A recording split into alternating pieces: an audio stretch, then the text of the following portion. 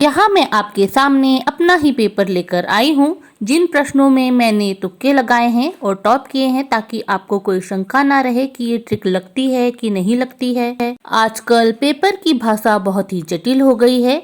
इन trick को जानने के बाद आप सोचेंगे जितना जटिल पेपर है ये उतना ही सरल होगा। तो चलिए देखते हैं।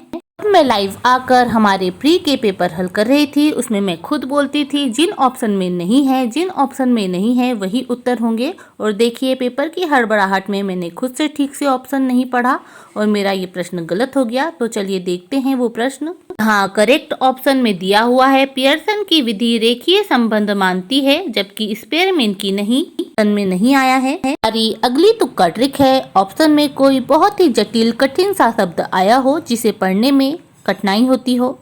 यहाँ ऑप्शन में प्राग की संधि भी दी हुई थी, लेकिन फ्रैंकफर्ट की संधि थोड़ा कठिन दिख रहा था, तो यही सही उत्तर है।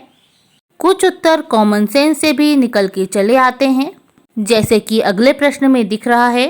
प्रश्न में इस्लाम का जिक्र किया गया है और ऑप्शन में अल्लाह दिखाई दे रहा है, तो आप रिलेट कर सकते हैं। अगली ट्रिक अकेले ही 3 से 4 प्रश्नों को सही करा देती है। ऑप्शन में और, एवं, व इस टाइप के शब्दों का प्रयोग हो।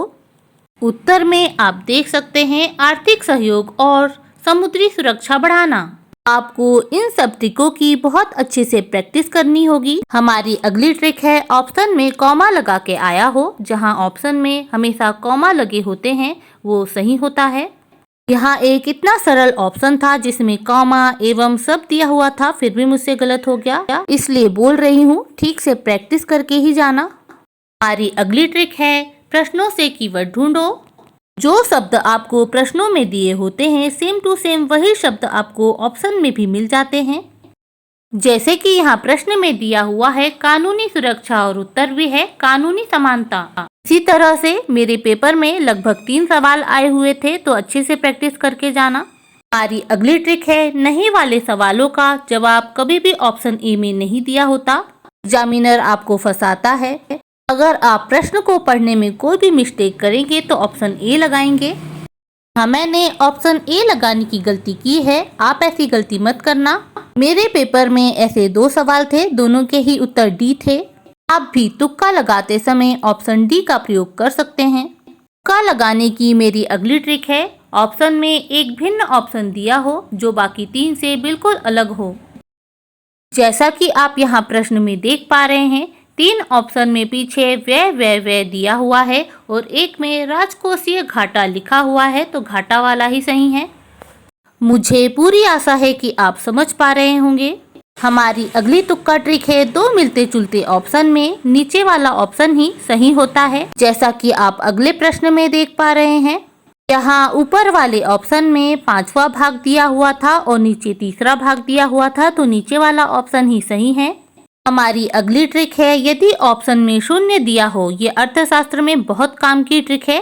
जैसा कि आप अगले प्रश्न में देखेंगे, हाँ दिया हुआ है मांग 0 हो जाती है और उत्तर भी वही है।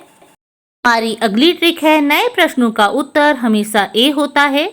ऐसे प्रश्न जो आपने बुक में कहीं नहीं पढ़े, आपकी बहुत प्रैक्टिस है पर आपको देखने नहीं मिले हैं, तत्काल प्रभाव से आपके इसी प्रश्न पत्र के लिए जो प्रश्न सेट किए जाते हैं उनके उत्तर अधिकतर ए ही होते हैं। जैसा कि आप अगले प्रश्न में देखेंगे, राजधानी पूछी गई थी कि कौन सी सही है, तो ये बहुत नया प्रश्न था जो कि मैंने ए लगाया और सही भी हुआ।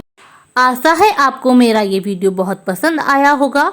मेरी ये कोशिश आपको अच्छी लगी होगी, तो मेरे वीडियो को लाइक शेयर सब्सक्राइब करें। और भी ट्रिक है जिसे मैं समय समय पर आपके साथ साझा करूंगी। अभी मेरे पेपर में यही 10 ट्रिक लागू हुई थी जिससे मैंने फर्स्ट रैंक हासिल की है।